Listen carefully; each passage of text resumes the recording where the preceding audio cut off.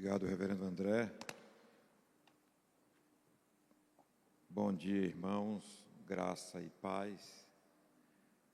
Que bom que Deus nos deu esta oportunidade de ministrarmos na manhã de hoje sobre essa premissa tão importante para a vida da igreja, que é a premissa da adoração. É bom que Deus colocou esse aspecto da nossa espiritualidade para estarmos refletindo durante estes primeiros domingos pela manhã na igreja do Senhor. E sem mais delongas, eu quero convidá-los a abrirem as suas Bíblias na epístola escrita pelo apóstolo São Paulo à igreja de Roma, aos Romanos, no capítulo 12. Paulo, escrevendo a sua primeira epístola à igreja de Roma, no capítulo 12.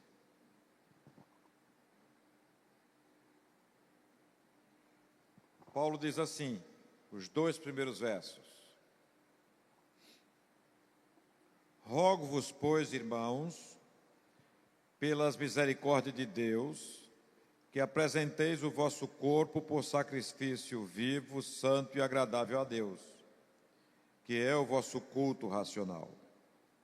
E não vos conformeis com este século, mas transformai-vos pela renovação da vossa mente, para que experimenteis qual seja a boa, agradável e perfeita vontade de Deus. Meus irmãos, a adoração, inicio eu, a adoração, ela faz parte da vida do povo cristão. Não é à toa que nós estamos aqui nesta manhã. Estamos aqui nesta manhã porque amamos o nosso Deus, e porque amamos o nosso Deus, nós o adoramos. E a adoração, consequentemente, ela faz parte da nossa vida, do nosso viver. Todos os domingos eu penso que com vocês não foi diferente. Hoje, todos os domingos, nos preparamos para cultuar a Deus. Isso desde os primeiros chamados do Senhor. O Senhor foi nos chamando a frequentarmos a igreja, a virmos à igreja. Quando nos convertemos, quando entregamos as nossas vidas a Cristo, quando o processo de regeneração passou sobre nós, nós nos habituamos a virmos à casa do Senhor e a todos os domingos cultuarmos ao nosso Deus. Entretanto, penso que não só foi comigo, acho que com vocês também.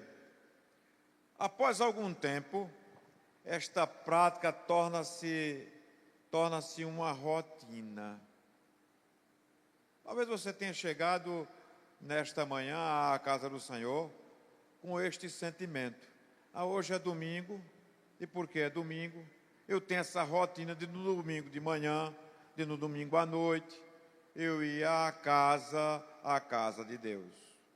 E aí, essa rotina, ela pode nos trazer algo impressionante. Ela pode fazer com que nós deixemos de refletir sobre a verdadeira adoração que alegra o Senhor. Para muitos, e penso eu que alguns daqueles que aqui estão nesta manhã, tá?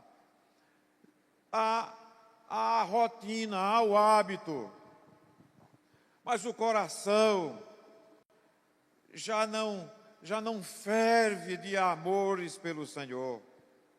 já não se alegra na presença do Senhor. Vem à igreja porque é domingo, vem à igreja porque é bom, é legal se encontrar com o irmão, com a irmã, o moído antes e depois do culto, tudo isso é muito bom, mas a alegria de estar diante do Senhor, adorando ao Senhor, muitas vezes essa prática rotineira, esse hábito, faz com que nós nos distanciemos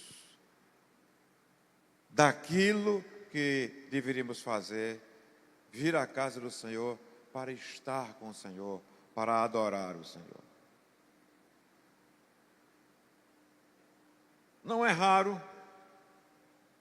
em cultos realizados na igreja, haver em nós o sentimento de que faltou o mais importante, faltou o essencial na adoração, que é o encontro com Deus.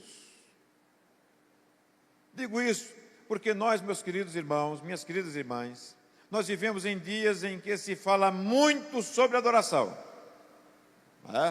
Muito sobre a adoração. Se escreve, inclusive, sobre isso. Entretanto, se vive pouco sobre o que a adoração realmente significa. Isso é fato. Muitos, e aí é onde está a confusão, muitos confundem a adoração com música, com louvor. A gente que, por exemplo, quando um certo grupo de louvor da nossa igreja aqui, e louvado seja Deus, porque a gente tem vários grupos, que coisa boa, não é?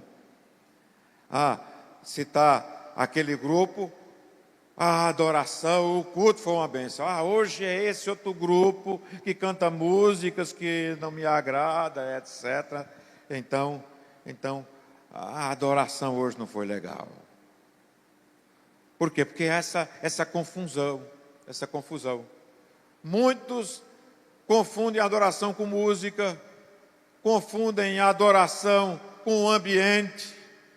Domingo pela manhã vem tão pouca gente, e hoje a gente botou, inclusive, as cadeiras aqui num formato um pouquinho diferente, como a gente faz nas quartas-feiras, e aí a gente estranha pela quantidade de gente, a gente estranha pelo ambiente, pelo formato, e aí acha que a adoração não foi boa, confundem o estilo e, principalmente, confundem a adoração com emoção. Se eu não sentir, se eu não me arrepiar, se meu coração não palpitar, se eu não estiver bem comigo mesmo, com a minha autoestima lá em cima, não houve adoração. E se nós formos, por exemplo, para os Salmos, onde encontramos o salmista louvando, adorando a Deus, a gente vai ver que as circunstâncias, os estados emocionais dos salmistas, eles variavam. Mas por isso, nasceu-se, por exemplo, o Salmo de Lamento.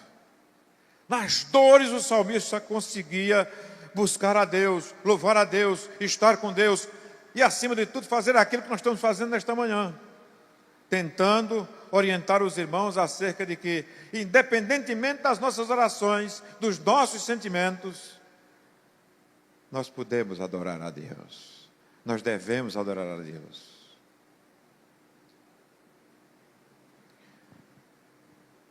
Paulo diz, como lemos: rogo-vos, pois, irmãos, pelas misericórdias de Deus, que apresenteis os vossos corpos como sacrifício vivo, santo e agradável a Deus, que é o vosso culto racional.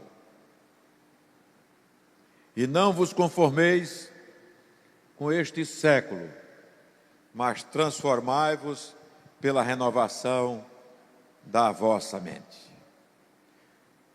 Aí aqui, nesse texto, nós temos primeiramente um contexto histórico. E esse contexto histórico nós podemos dividi-lo em duas partes, em dois. Primeira parte, que se refere ao contexto histórico, nós encontramos uma transição da adoração outrora judaica, e Paulo fala bastante sobre isso nos 11 primeiros capítulos do texto de Romanos, da epístola escrita por ele aos Romanos, para a adoração cristã.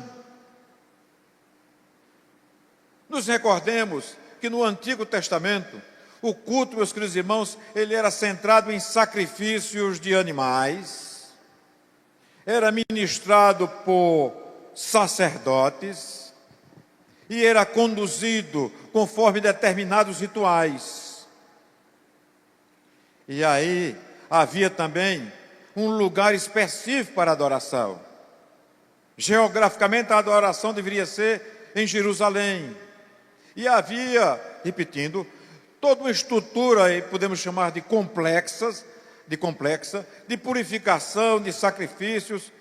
E é por isso que a gente não gosta de ler o livro, por exemplo, de Levítico, que trata bastante acerca desses rituais, dessa complexa purificação e sacrifícios que havia. Esse é assunto, evidentemente, para, quem sabe, as nossas quartas-feiras aí mais na frente.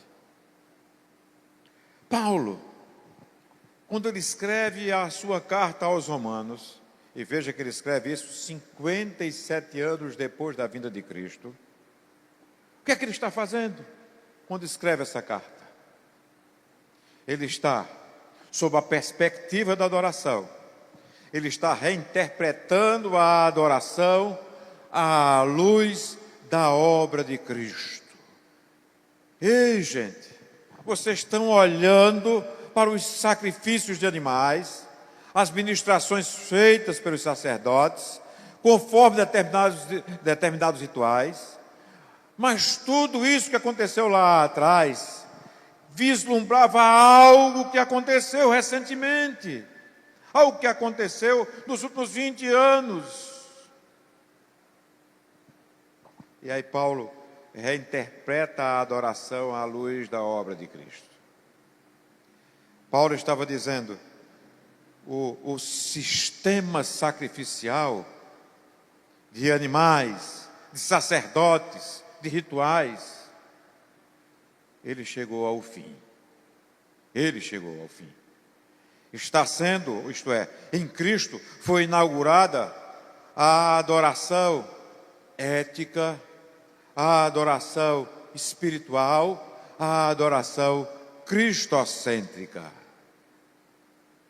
E aí há o outro lado do contexto histórico, esse é o primeiro, acerca da transição da adoração judaica para a cristã. A gente observa que há destinatários da carta. Roma, a cidade de Roma era uma cidade multicultural, cheia, digamos, de templos pagãos. E o cristianismo era uma novidade religiosa para aquela época. Sim, era uma novidade. Havia algo estranho no culto cristão. Afinal de contas, o cristianismo estava surgindo como uma comunidade sem templos. O povo se reunia onde? Nas praças, nas casas. Era muito estranho aquilo. O cristianismo estava surgindo como uma comunidade sem sacerdotes humanos como mediadores. Quem vai mediar o culto? Não há necessidade. O Cordeiro de Deus já foi sacrificado na cruz. Aquele que durante anos e anos Deus foi falando, Deus foi trabalhando o coração daquela comunidade judaica, daquele povo, trabalhando inclusive o processo de consumação de todos aqueles sacrifícios, e para onde ele apontava, havia se consumado na cruz do Calvário. E assim, o cristianismo estava surgindo como uma comunidade sem sacrifícios de animais, porque Jesus, o Cordeiro de Deus, havia sido sacrificado. Portanto, meus irmãos, Paulo redefine a adoração para um povo disperso, sem templo físico. E é por isso que ele escreve: rogo-vos, pois, irmãos, pelas misericórdias de Deus, que apresenteis os vossos corpos como sacrifício vivo, santo e agradável a Deus, que é o vosso culto racional. E não vos conformeis com este século, mas transformai-vos pela renovação da vossa mente. E aí a gente parte para dar uma clareada nessa questão da adoração, no contexto que podemos chamar de teológico, já que já vimos o contexto histórico. O contexto teológico pode se dividir em quatro, vamos chamar de quatro perspectivas baseadas nesse texto de Romanos. Poderíamos fazer também a mesma coisa se usássemos o famoso texto de João capítulo 4, versos 23 e 24. Mas nos acomodemos, foquemos no texto que nós acabamos de ler. Como eu já falei, o texto começa dizendo assim: rogo-vos, pois, irmãos, pelas misericórdias de Deus. Paulo baseia o apelo em tudo o que havia ensinado, como eu já falei, nos versos 1 a 11, onde foi trabalhada a questão da justificação pela fé, a eleição soberana, a ação do Espírito Santo, a adoção, a libertação do domínio de pecado, um conjunto de doutrinas que ele foi esclarecendo, ele foi trazendo, ele foi ensinando ao povo. E assim ele diz o seguinte: a adoração sob a perspectiva cristã que eu estou ensinando, a adoração de Romanos capítulo 12, versos 1 e 2, é a nossa resposta, é a resposta da igreja, é a minha resposta, a sua resposta, meu irmão, minha irmã, às misericórdias recebidas de Deus por meio de Cristo, através da justificação pela fé, da eleição soberana, da ação do Espírito Santo, da adoção, da libertação do domínio do pecado. Com um detalhe: sem que tenhamos merecimento algum, porque tudo isso parte de Deus. Aí ele continua, fala das misericórdias, ele diz: apresenteis os vossos corpos como sacrifício vivo. E aí aqui Paulo une, digamos assim, dois conceitos. Primeiro conceito, o conceito de sacrifícios. Apresenteis os vossos corpos como sacrifício vivo. Agora, queridos, o sacrifício é vivo, somos nós que estamos vivos, olha aqui eu. E não mais um animal morto. Agora, o sacrifício é pessoal, é individual, é de cada um de nós quando estamos adorando a Deus, quando estamos buscando Deus. E não de um animalzinho, de um cordeiro que trazíamos para o sacerdote sacrificar. Agora, o sacrifício, ele é ético. Passa, evidentemente, pelo nosso processo de santificação. As dores que o pastor André, agora há pouco, orou por nós, e nós oramos a Deus com ele. As nossas dificuldades, as nossas ainda incredulidades, apesar de crermos em Cristo Jesus. Os nossos tropeços, os nossos fracassos. O sacrifício agora, ele é ético. Eu preciso olhar para Cristo. Eu preciso, independentemente do que aconteceu comigo, ainda que eu dei as costas em certas situações para Cristo Jesus, o Espírito Santo trabalha o meu coração. E nós precisamos, e nos leva, nos conduz a nos voltarmos para Cristo. exatamente dentro deste processo, de um processo de sacrifício ético e não ritual, como era outrora. O cristão, em Cristo Jesus, eu e você, nós nos tornamos o altar. Nós é que somos o sacrifício vivo, e Paulo diz aqui: apresenteis os vossos corpos como sacrifício vivo. É isso que acontece na adoração. É isso que Paulo está nos ensinando aqui em Romanos 12.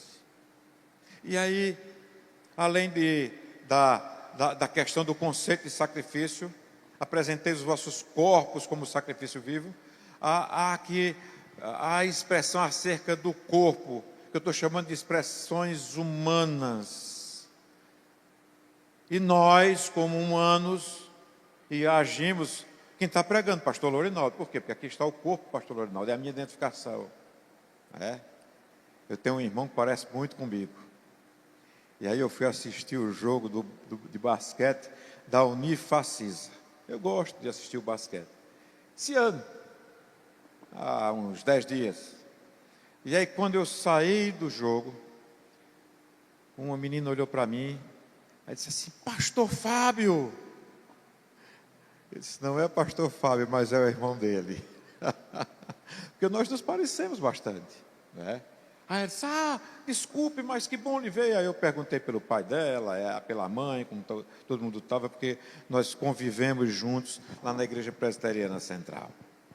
Então, apresenteis os vossos corpos como sacrifício vivo. Então, há aqui o conceito do corpo, das expressões humanas, que precisam, eu com esta vida, com este corpo que Deus me deu, e você também, nós precisamos refletir Cristo na inteireza da nossa vida, ainda que não em perfeição. Como disse o pastor André hoje pela manhã, temos as nossas dificuldades.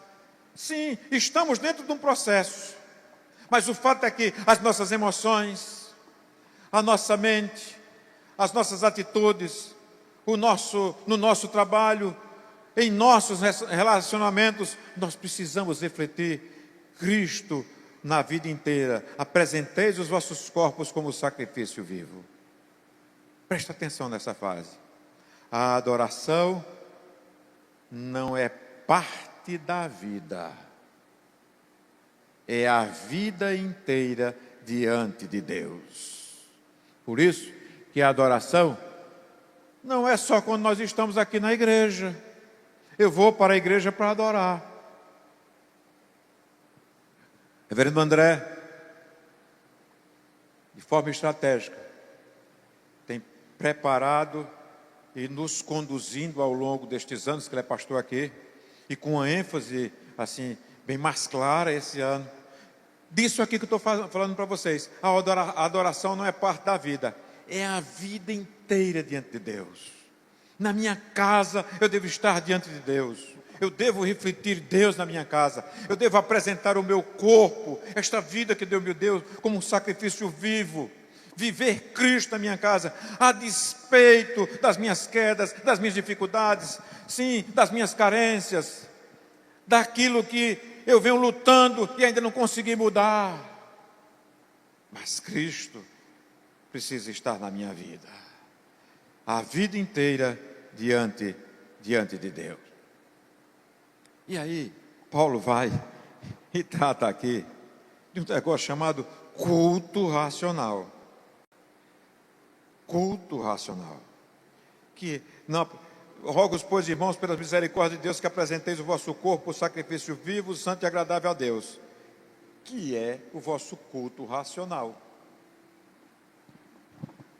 Para esse texto há algumas traduções da Bíblia possível. Nesta tradução, que é a revista atualizada, não é? Ele fala de culto racional.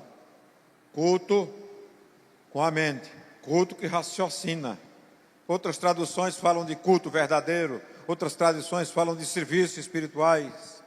No fundo, o culto racional, o significado é o seguinte: a adoração Precisa ser inteligente, a gente usar da nossa inteligência, uns mais, outros menos.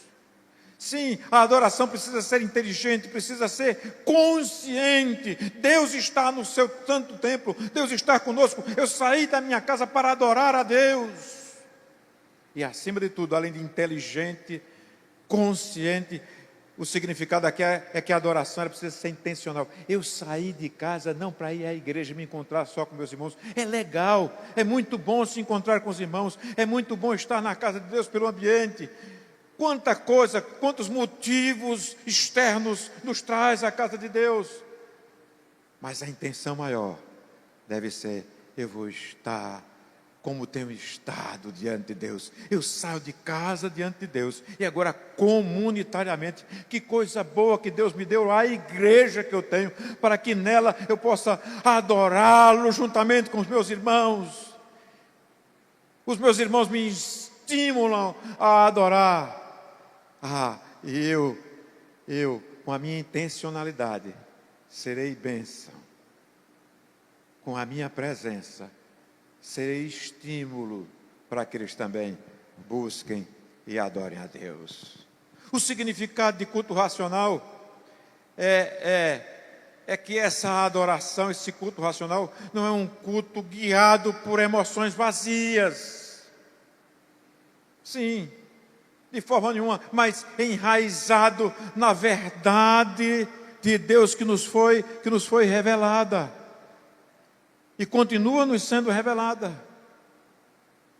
Há uns e outros que estudam e conhecem mais as Sagradas Escrituras, mas até mesmo estes que conhecem as Sagradas Escrituras, que a gente acha que eles conhecem as Sagradas Escrituras, ainda diz assim: eu não sei de nada. Por isso que a gente precisa continuamente, e somos estimulados pela palavra para isso, para que prestemos esse culto racional, a conhecermos o Senhor, a conhecermos o Senhor. Finalmente, Paulo diz aqui: não vos conformeis com este século.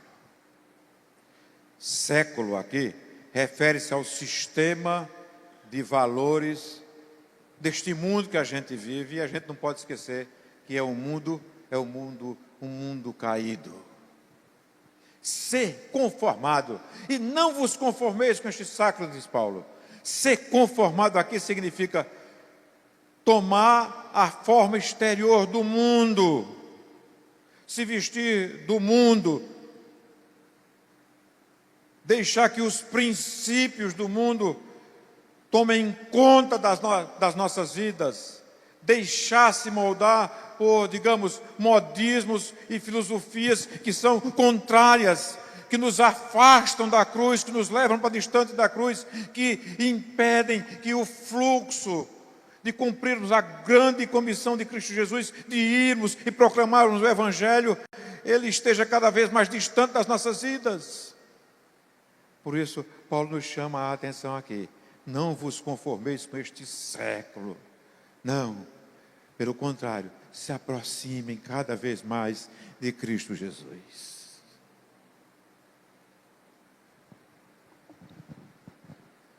Paulo está exortando aqui, quando ele diz: não vos conformeis com este século, está exortando os cristãos a terem como referência. A referência não é o mundo, a referência é o Senhor Jesus Cristo. E ele arremata dizendo: transformai-vos pela renovação da mente. E aí, transformar aqui, inclusive nessa biblinha que essa semana eu disse: pastor André, olha que raridade, é a Bíblia que eu estou lendo esse ano. Todo ano eu vou lá na minha biblioteca e pego uma Bíblia. Estava lá as Bíblias paradas que eu comprei, que eu ganhei, e todo ano eu vou ler uma Bíblia dessa. Essa Bíblia de 2002, eu comprei essa Bíblia em 2002, quando foi lançada a Bíblia de estudo na Nova Versão Internacional. Ela ficou tanto tempo parada que ela perdeu um pouco da capa, mas eu não vou substituir a capa dela não. É bom rasgadinha assim, porque ela fica bem original. Eu dizia isso para o pastor. E aí nos seus comentários ela traz exatamente essa ideia aqui. E transformai-vos pela renovação da mente. E transformar aqui, O comentador desta Bíblia diz que é a mesma palavra da transfiguração, reverendo André. É a mesma palavra grega da transfiguração. E aí, o que a transfiguração de Cristo nos revela? A transfiguração revela quem Jesus é de fato. A transfiguração não acrescenta algo novo a Cristo. Quando Cristo foi transfigurado, não é que algo novo ocorreu com Cristo Jesus, de forma nenhuma. A transfiguração, repito, não acrescenta algo novo em Cristo, mas manifesta aquilo que Cristo sempre foi. E o que é que Cristo sempre foi, irmãos? Cristo sempre foi o Filho eterno de Deus em glória. E às vezes a gente se esquece disso. Há um outro conceito sobre transfiguração, é que a transfiguração confirma que Cristo é o centro da revelação. Moisés e Elias aparecem ao lado de Jesus.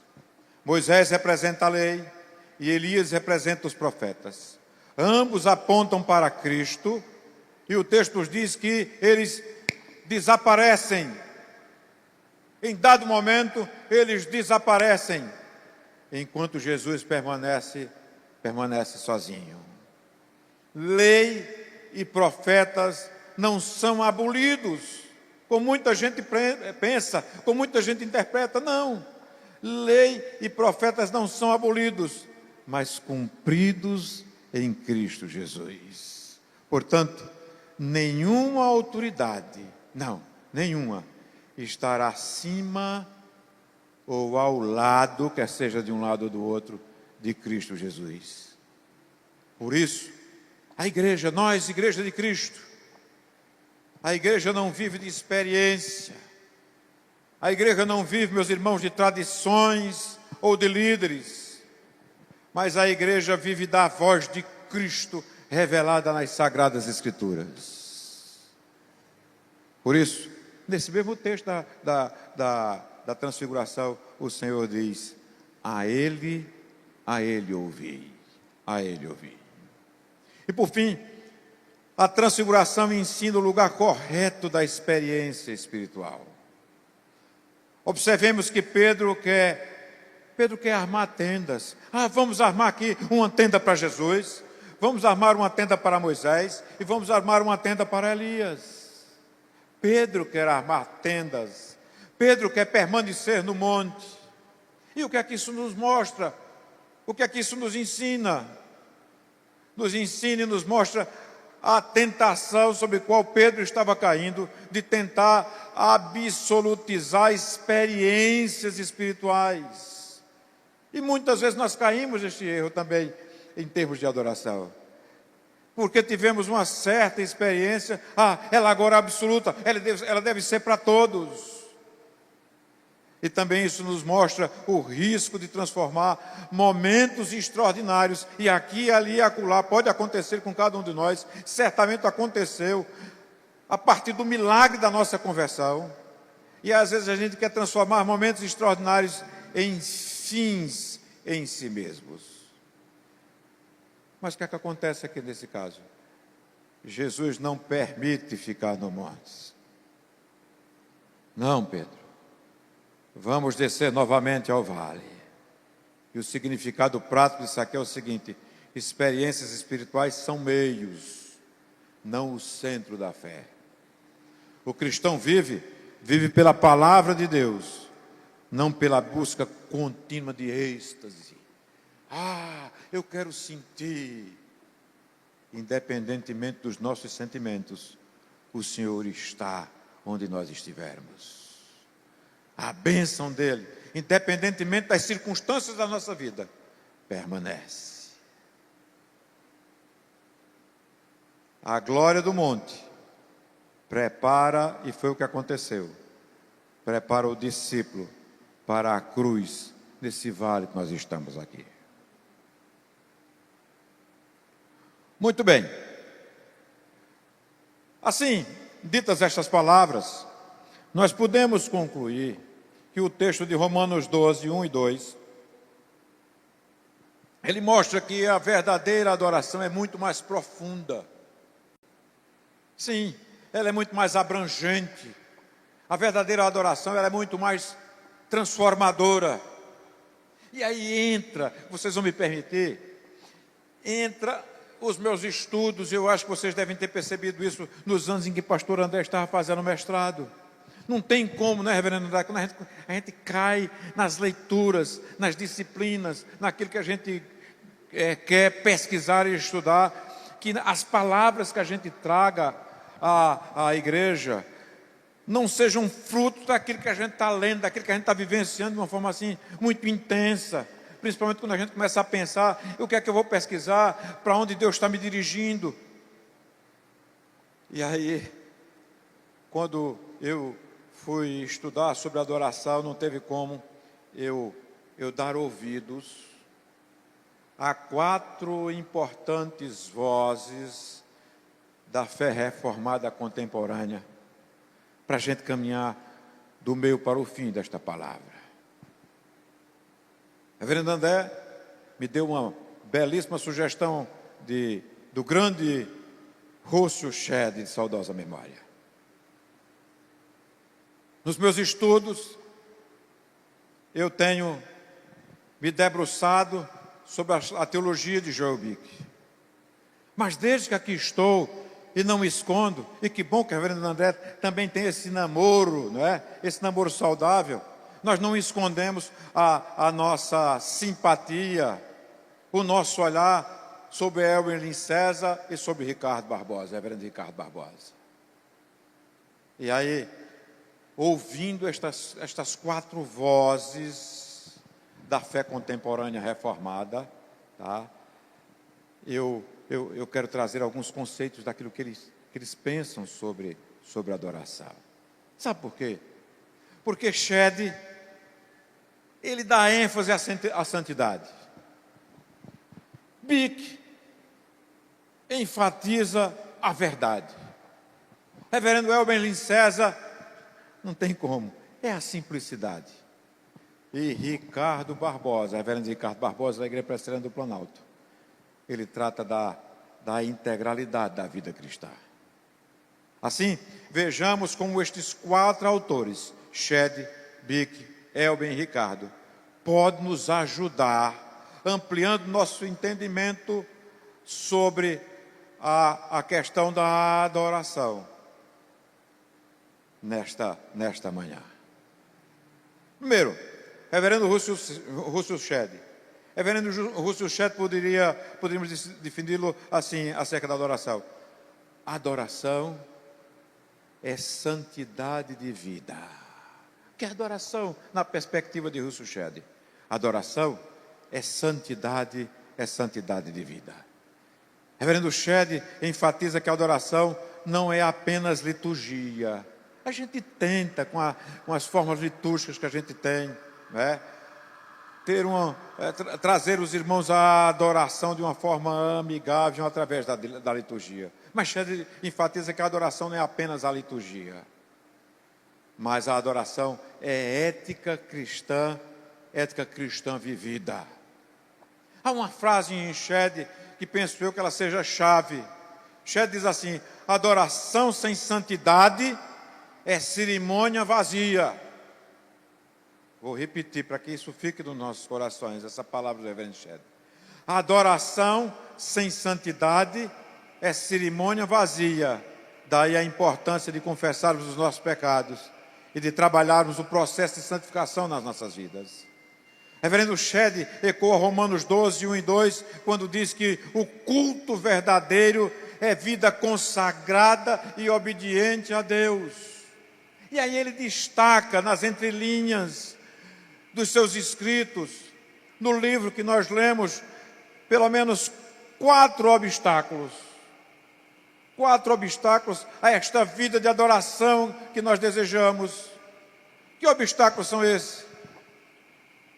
Os obstáculos são os seguintes, segundo Shedd: o que se torna um obstáculo para a nossa adoração, em primeiro lugar, é uma vida incoerente.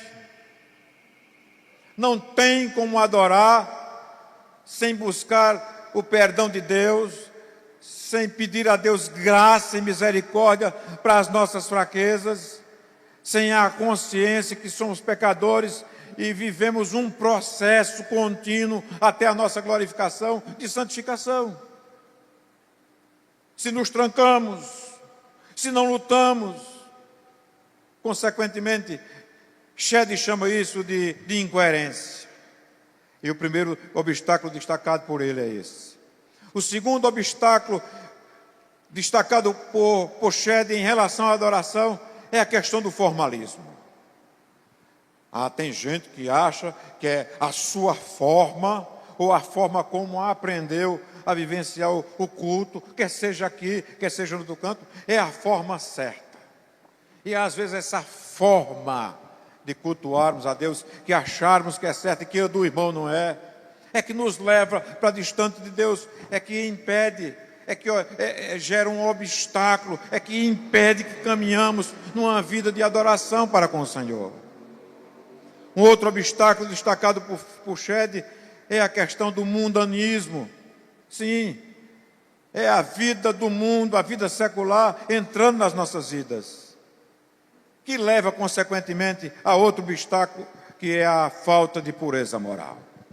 Enfim, segundo Shedd, nós poderíamos fazer a seguinte aplicação: a verdadeira adoração começa antes do culto, na pureza da vida diária, no buscar Deus em todo o tempo na vida diária. E é isso que nossa igreja tem enfatizado, e vocês vão perceber esse ano como nós vamos trabalhar isso na vida de vocês, conforme a orientação do nosso pastor Reverendo André. É no dia a dia da nossa vida que nós devemos cultuar a Deus, buscar a Deus. E antes de vir ao culto formal que nós temos aqui, nós precisamos buscar pureza na vida diária. Segundo Joel Bick, adoração é verdade regulada pela palavra. É assim que pensa Joel Bick. Joel Bick destaca que o culto deve ser dirigido pelas Escrituras, não pela criatividade humana. E se pudéssemos resumir o pensamento de Bick em uma frase-chave, a frase-chave seria o seguinte: o culto é de Deus. O culto é de Deus e para Deus, não para agradar o adorador. Talvez no culto que prestamos a Deus aqui dentro da nossa liturgia, você não concorde com um ponto ou outro, não esteja agradável a você.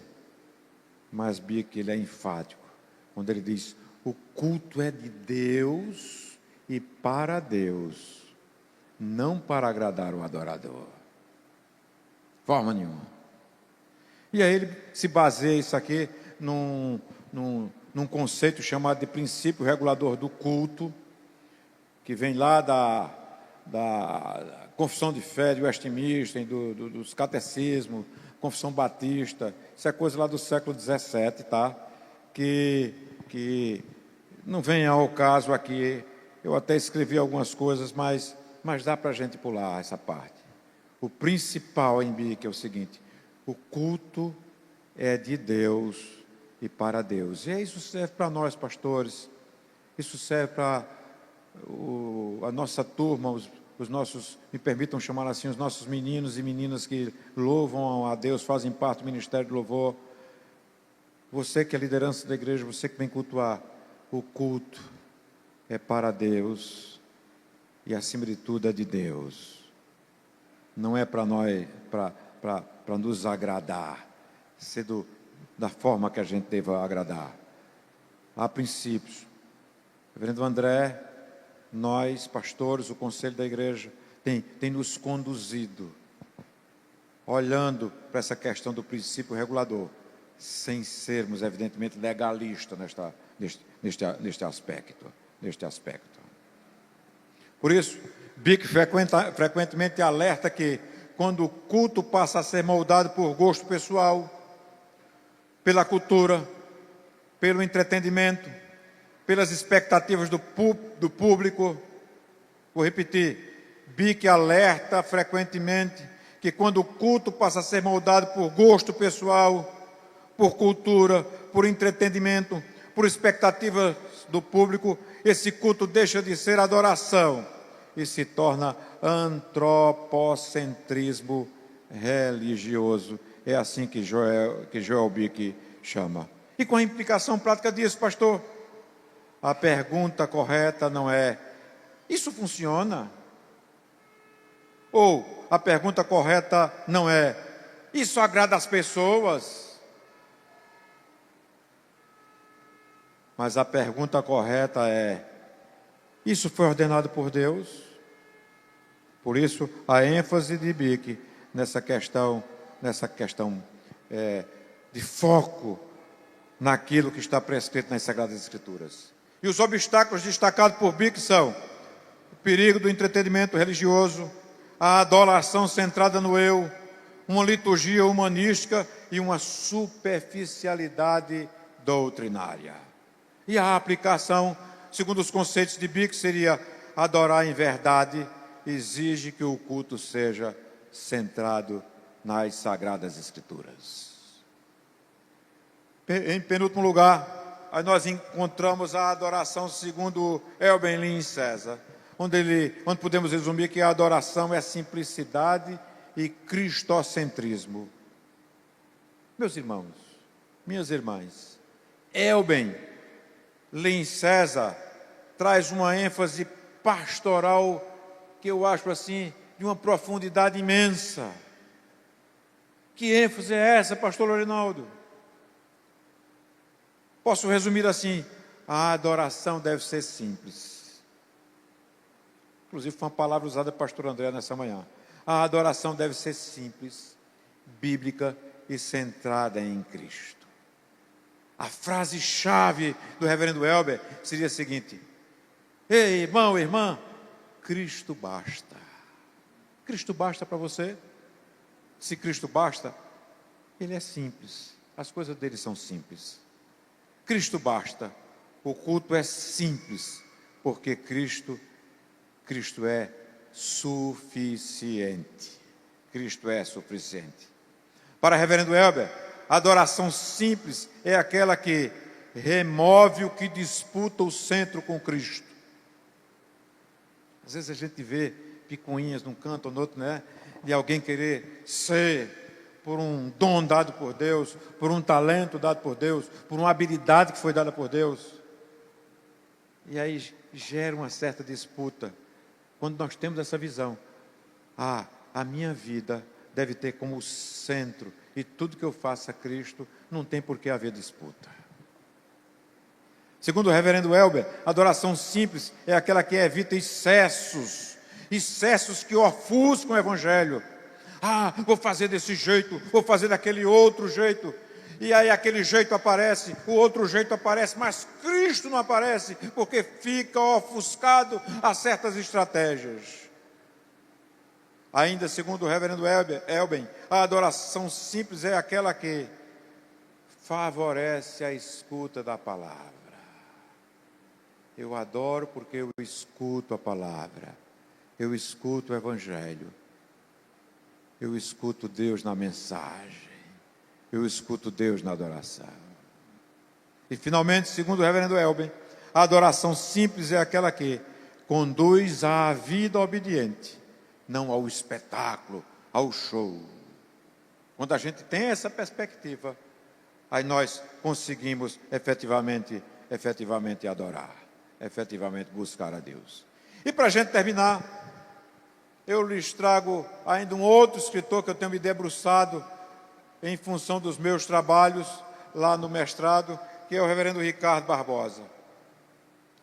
Onde poderíamos resumir que o reverendo Ricardo Barbosa pensa o seguinte: espiritualidade centrada em Deus A adoração parte de uma espiritualidade centrada em Deus, não jamais no eu.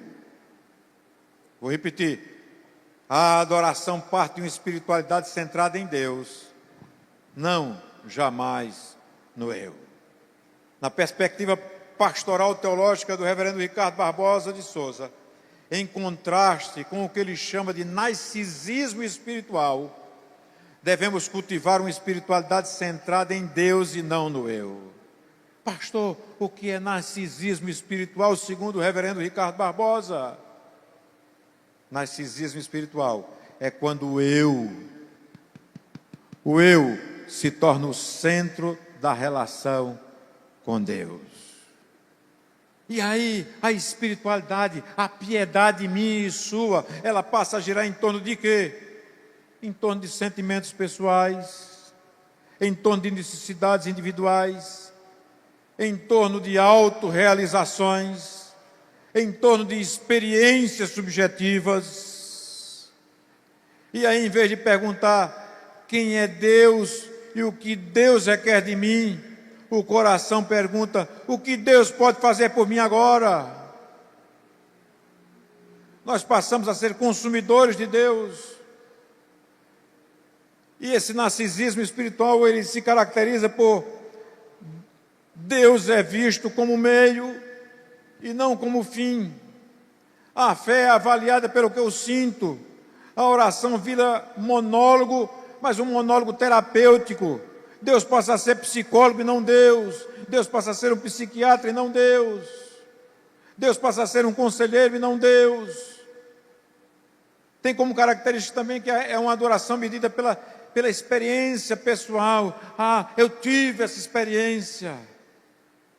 Quando Deus está conosco, presente nas nossas vidas, seja, repito, qualquer que seja a circunstância, porque Ele é soberano sobre nós.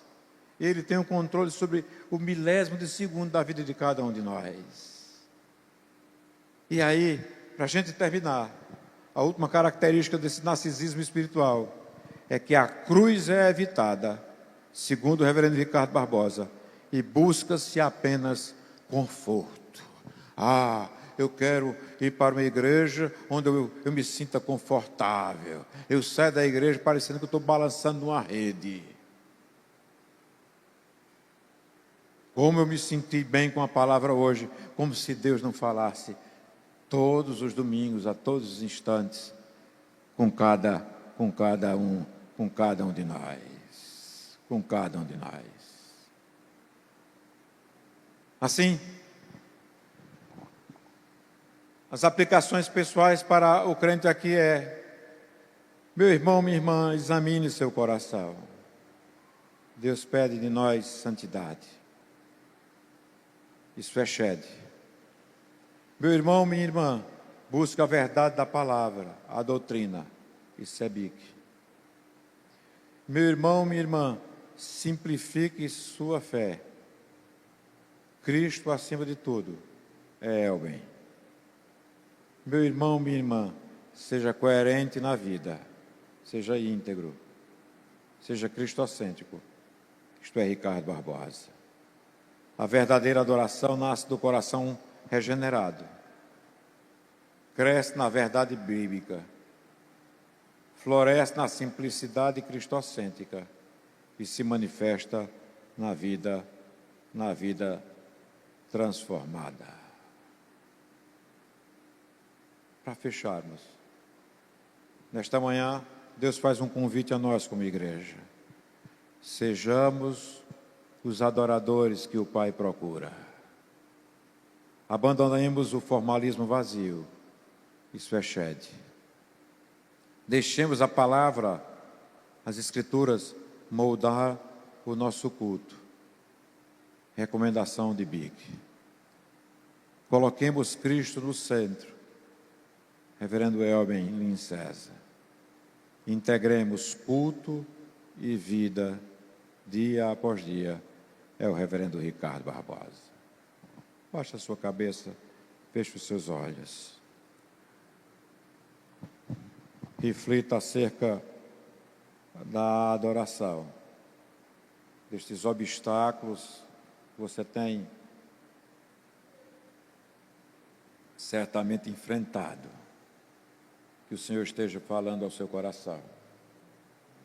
Que o Senhor esteja nos ministrando e nos ensinamos a sermos adoradores integrais em todo o tempo e não somente apenas no culto.